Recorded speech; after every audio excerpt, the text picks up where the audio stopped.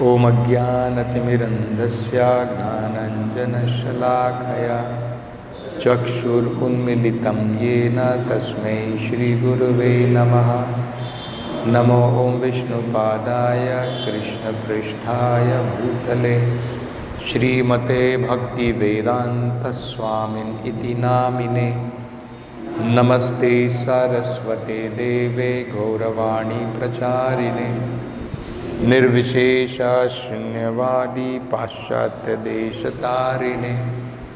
Jai Shri Krishna Chaitanya Prabhu Nityanand Shri Advaita Gadadhar श्रीवासदि गौरभक्तवृंद। Hare Krishna Krishna Krishna Hare Hare, Hare Ram Ram Ram Hare Hare.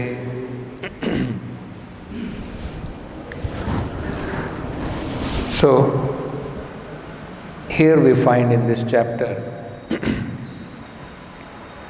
description about how this material existence, what we are able to perceive now with our eyes. We are able to perceive water, we are able to perceive forms, we are able to perceive sky, space, we are able to perceive touch sensation. So, how this is produced is explained in these different verses. So, one of the very important principle in creation is creation begins from subtle to gross, and the opposite is also true. When there is destruction, it is from gross, things are destroyed and gradually merges into subtle and becomes more subtle. This is a common phenomenon which we can observe around us also.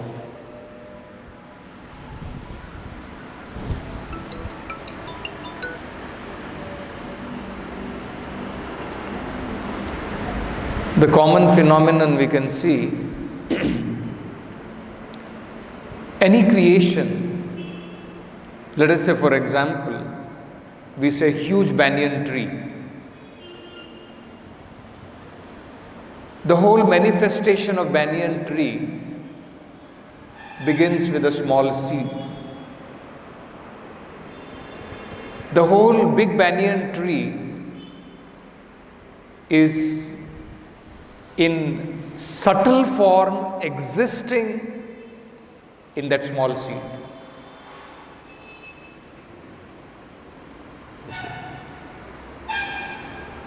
Only when it becomes manifested, then we are able to see. Because, how do we understand this? It is not by chance. From a banyan seed, banyan tree will come out. There is no chance that some other tree will come out. That means in that banyan seed, in subtle form, that huge manifestation of banyan tree is there.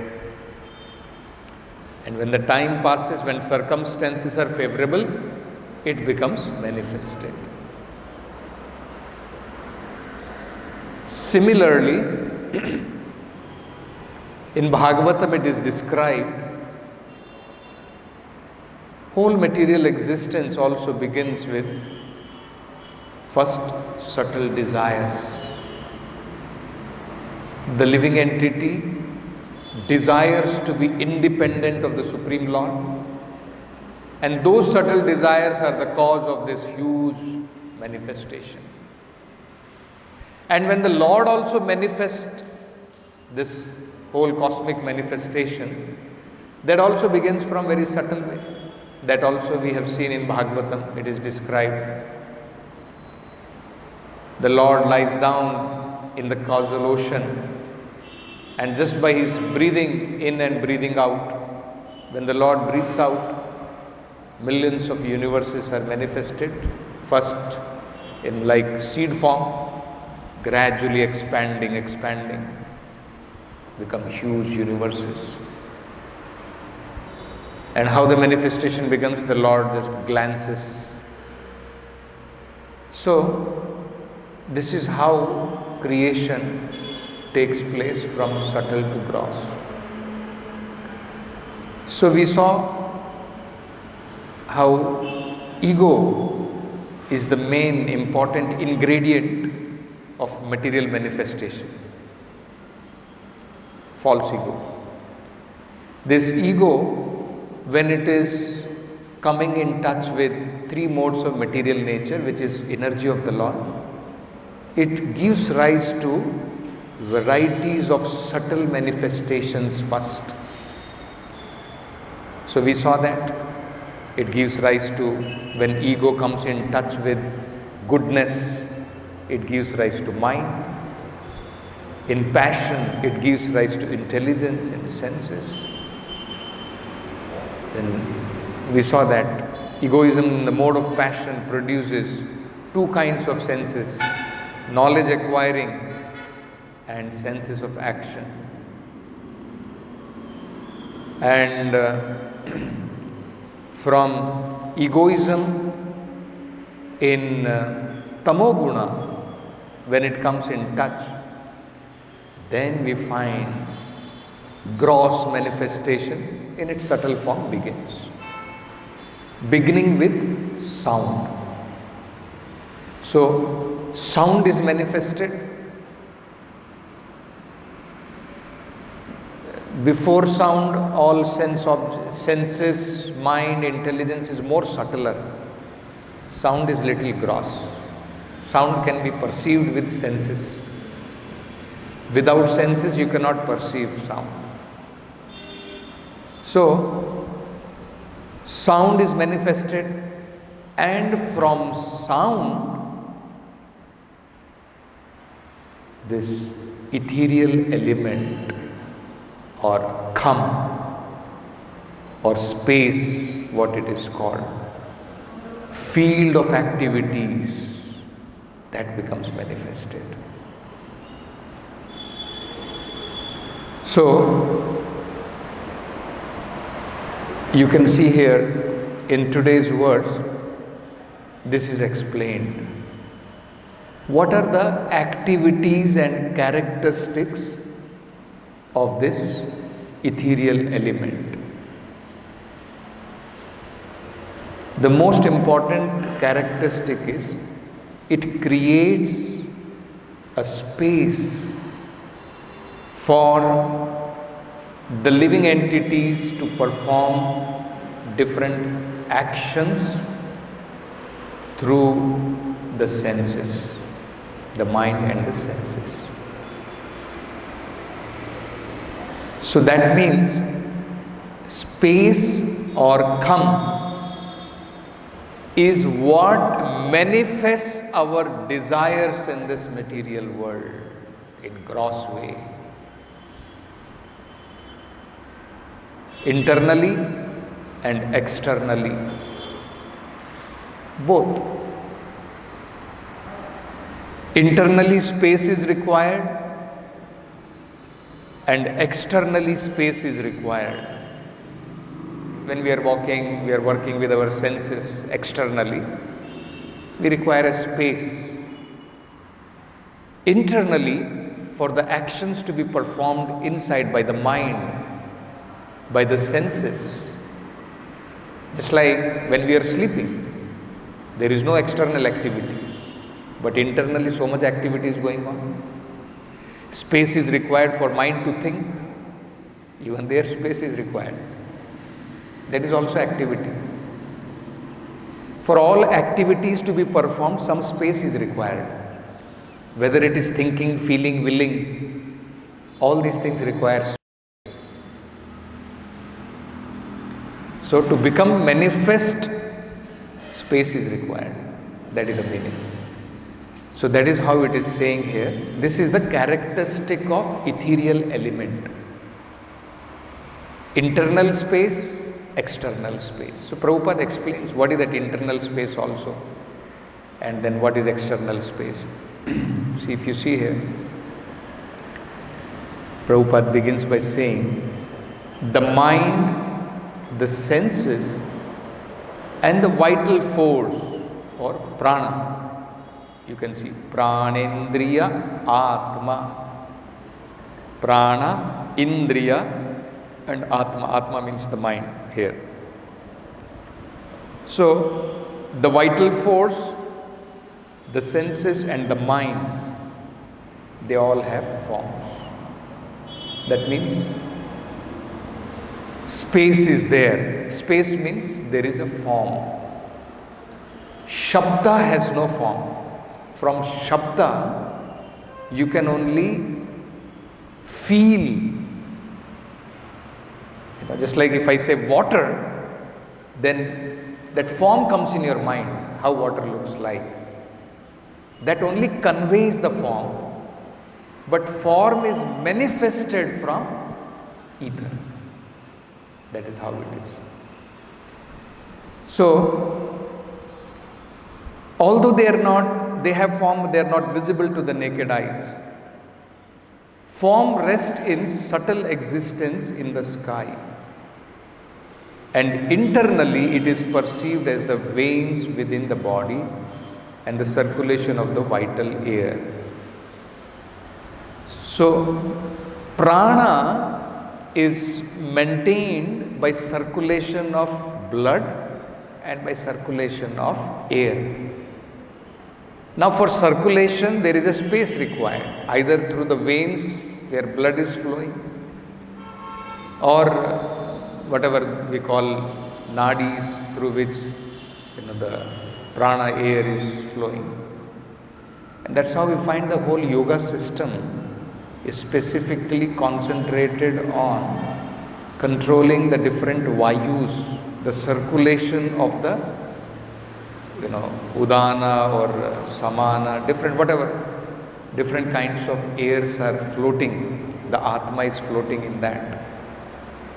It is controlling all of them. And gradually, by controlling all of them, specifically, the prana shakti is raised from the bottom to the top. And the whole idea is to create a space for Atma to come out from the cerebral portion and go higher, not from the lower. When prana leaves this body, if it goes from the lower portion, then it will take birth in the next life in the lower species of life. But if the prana is gradually raised from bottom to the cerebrum, then it will leave from the top. Prabhupada says that we have a book called Easy Journey to Other Planets, where Prabhupada describes, Bhagavatam has described how the yogis, their prana shakti, they can raise from the bottom to the top, and after raising to the top, they can take that to some other planets on their own will, or they can transfer to a spiritual planet if they have performed that kind of devotional service to the Lord, if they are eligible. Otherwise, yes, they can transfer to other planets. That is why that book is titled as Easy Journey to Other Planets. So, this is how the space works. So, Prabhupada is explaining all that things.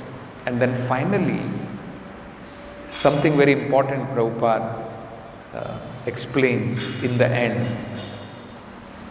The statement in the Bhagavad Gita that the mental situation at the time of death is the basis of the next birth is also corroborated in these words. See, the forms exist in subtle space is very important.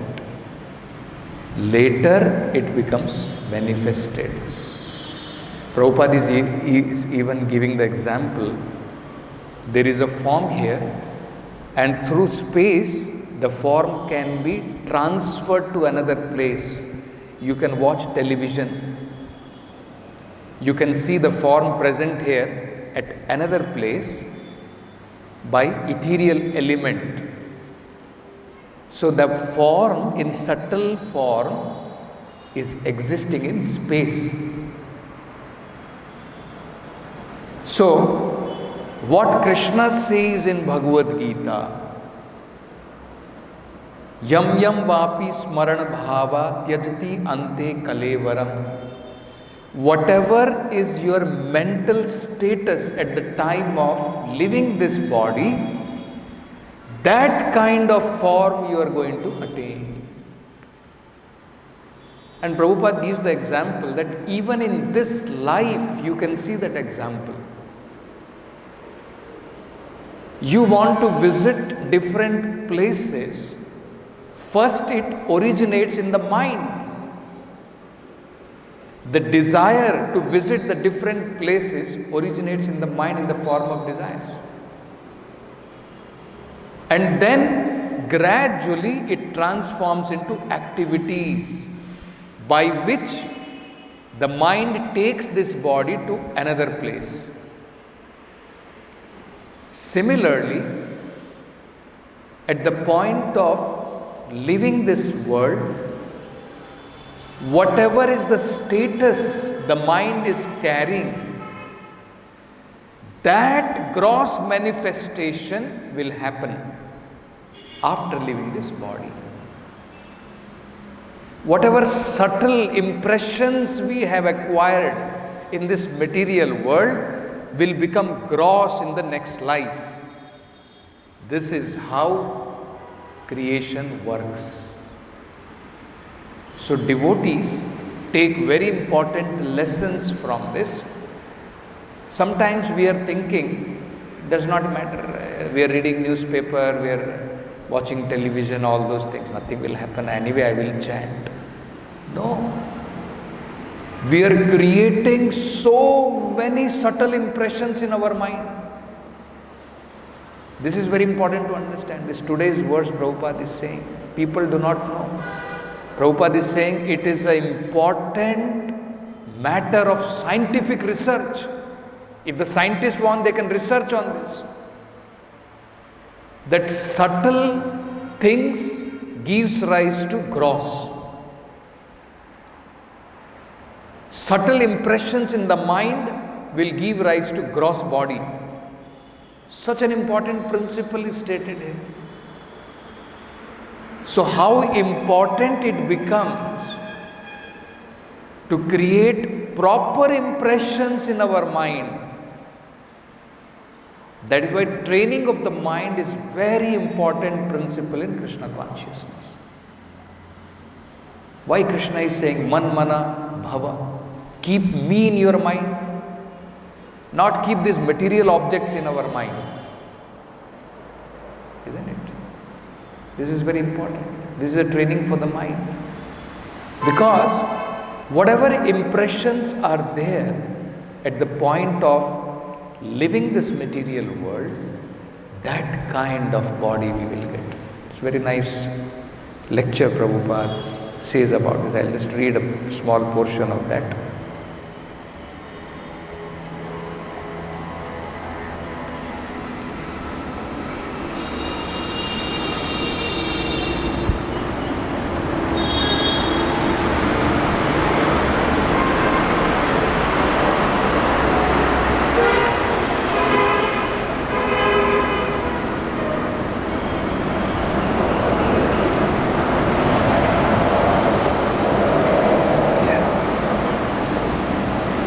So Prabhupada says,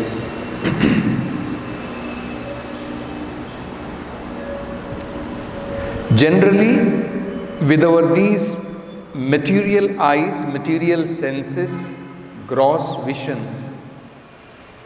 we do not see how a person is dying and he is being transformed to another body. Correct? It's very difficult for us to imagine how person dying with a certain consciousness gets transferred to another body. What decides which kind of body is going to get? We are not able to perceive that, we are not able to see this. The gross material scientist, scholar, because they cannot see with the eyes, they do not believe that there is soul and it transmigrates from one body to another. Big scientists, big scholar, they do not believe. They think life is nothing but a mixture of this material element, and the time of vitality is finished, everything is finished. The fact is, gross body is finished. Subtle body, mind, intelligence, ego remains with the soul. See? So these things are going to remain. The subtle mind is not finished when this gross body is finished. That subtle mind is the potential of, it is a storehouse of whatever different impressions we have created. Even in the night you can see this phenomenon. When this body is grossly not working, mind is still working. All the storehouse of whatever impressions we have created throughout our life keeps on reflecting in night, in the times of dreams. Even past life impressions, Prabhupada explains. Sometimes you don't find any such thing you may have thought about in this life, isn't it? But even from past life, those impressions are reflected in the night, isn't it? So Prabhupada is giving that example very nicely. Just like in dream, we do not work with the gross body, but we work in dream with mind, intelligence and ego. We create another atmosphere, and in dream we see or we place ourselves in a different atmosphere, although gross body is resting on the bed. So this we experience every night, that gross body stops working. It does not mean soul stops working. The soul works with the mind, intelligence and ego. So when this body becomes incapable of working further, mind, intelligence and ego carries me to another body. Means another process of formation of the body into the womb of the mother. So very simple. At night, soul we find is working with mind, intelligence and ego. It is capable of working with it. In the morning when we get up, then it works along with the gross body. So what happens? When the gross body over a period of time becomes incapable of working, then the soul is capable of working with mind, intelligence and ego. So what happens? Then the soul is carried by mind, intelligence and ego to another gross body where it will work with gross body. And that will depend upon whatever subtle impressions are created in mind. That will decide. And when the body is formed and is in working capacity, even as a child or baby, then the body comes out and the living entity's another chapter of life begins. And that is how, so gross body is given and accordingly we are transferred to that kind of womb. Body comes out, gross body starts developing and another chapter of our life begins. So, Prabhupada is making a very important point from this. He says, mind is the basic principle of another form of body. This is what is stressed in today's verse. Mind is the subtle space where another gross body is formed next. So it is very, very important that we take care of proper engagement of this mind. So Prabhupada is saying, therefore, our Krishna consciousness movement is training the mind how to remain Krishna conscious even at the time of death. Because why it is important is, at the point of death, the sum total of impressions, what is created will decide our next life. The sum total. It is just like, say for example, you study for your final exam.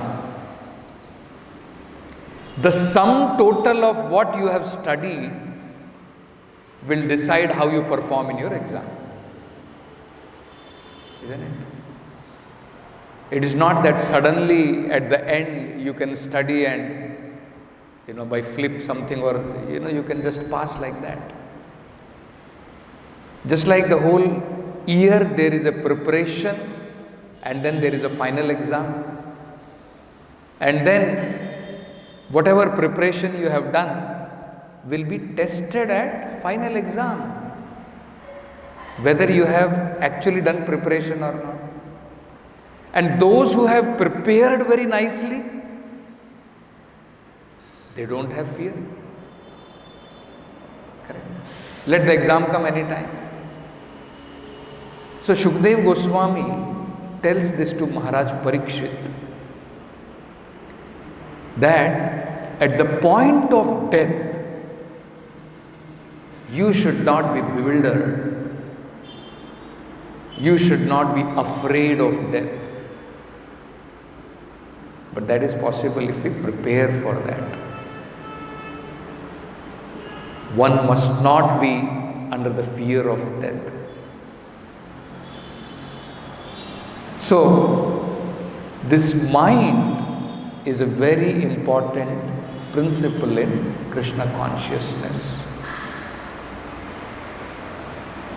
So how Prabhupada says in Bengali, there is one proverb, bhajana kara, sadhana kara, mate janale haya.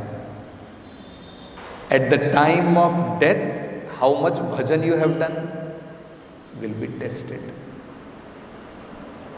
Correct. Bhajana kara, sadhana kara, how much sadhana you have performed, the final test is at the point of death. So, if we become bewildered at the point of death, that means we have not prepared enough. If we are able to maintain our Krishna consciousness even at the point of death, that means we are ready for the test. Isn't it? So that is how the preparation should begin. That's how you'll find in Bhagavad Gita, after telling this verse, yam yam vapi smaran bhava tyajati ante kalebram. Krishna says, sada tad bhava bhavitaha. Krishna is saying, mam asmarena yudhyacha. That is why Arjuna, prepare yourself. Even while working in this material world, always try to remember me. That is the kind of preparation we have to do. Somehow or other, keep your mind engaged in Krishna consciousness. Yena kena prakarena manaha Krishna nivasyet. Most important principle of life. How to prepare your mind to be always in Krishna consciousness. Somehow or other, keep your mind engaged in Krishna consciousness. So, Prabhupada says, if at the time of death you remember Krishna, that will be the examination. We are chanting Hare Krishna, training the mind. So at the time of death, if you think of Krishna, then you have passed the examination. Yam yam vapi smaran bhava. Immediately, you'll be carried to Krishna Loka. Krishna says, yanti deva vrata devan, pitra yanti pitra vrataha, bhutani yanti bhutejya yanti madhyajino pimam. those who are worshipping me. Krishna therefore advises, Man mana bhava mad bhakto madhyaji mam namaskuru. Worship me. If you simply come to this temple, offer little obeisances, just like we are doing, that is called Dandavat. Jhane jnane prayasam udapasya namanta eva. Be submissive. So this Dandavat is the symbolic representation of submission. So Prabhupada is saying, even just by coming to the temple, offering our obeisances, and then Prabhupada is giving the example that even children or even public, when they are coming to the temple and offering their obeisances to the Lord, they are also advancing in surrender to the Lord. Because when Krishna is saying, surrender unto me, Man mana bhava mad bhakto madhyaji mam namaskuru. Mam namaskuru is also one of the very important principles which Krishna is saying to become advanced in spiritual life. So this temple is offering that what Krishna is saying in Bhagavad Gita, most confidential knowledge, that platform is being offered to everyone. People can come when they see the beautiful decorated forms of the Lord in the temple. They can keep the Lord in their mind. They can chant the holy name of the Lord and keep the Lord in the mind. And they can offer their obeisances to the Lord. They can hear Krishna Katha. They can render some service to the Lord.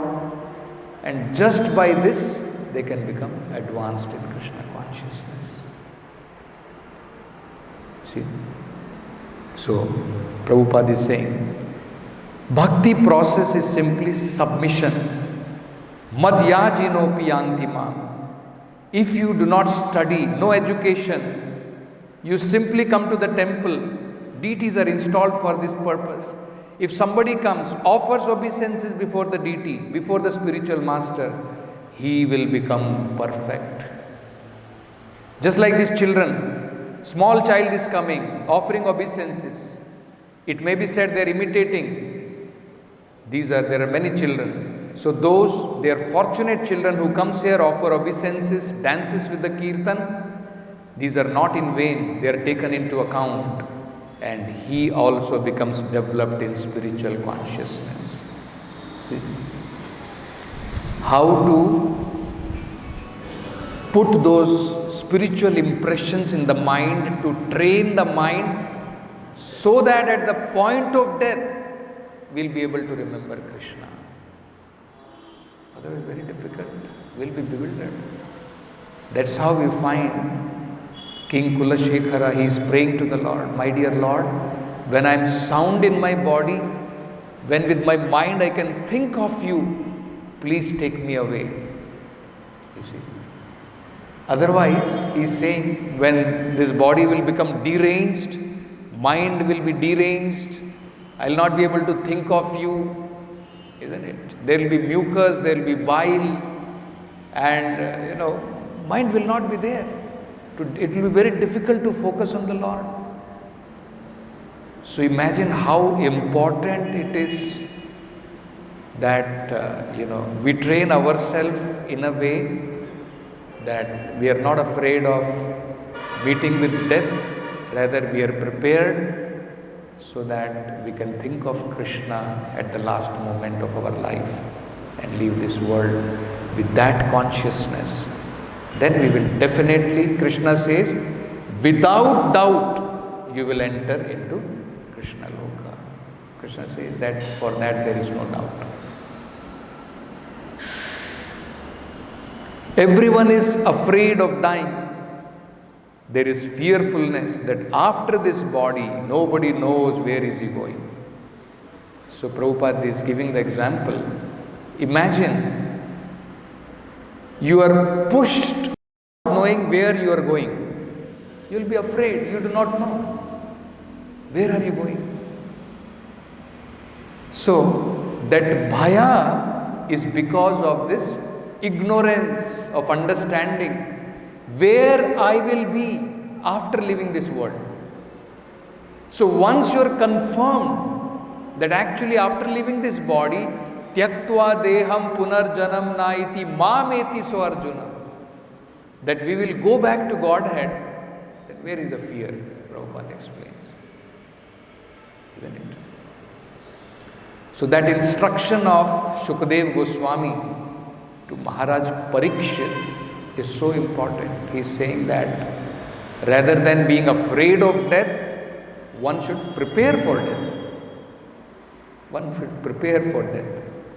And without being afraid, one should carry on his spiritual duties, and without fail, if he remembers the Lord, and when he leaves this world, he will go back to Godhead.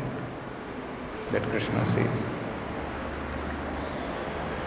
So, everyone is changing. Everyone knows. I was a child, then a baby, young man, now I am old man. One after another. Similarly, tatha dehantar praptir, I must get another body. So I am transformed to one body to another by mind, intelligence and ego. That has to be trained. If you train up your mind where to go, we decide even in this life.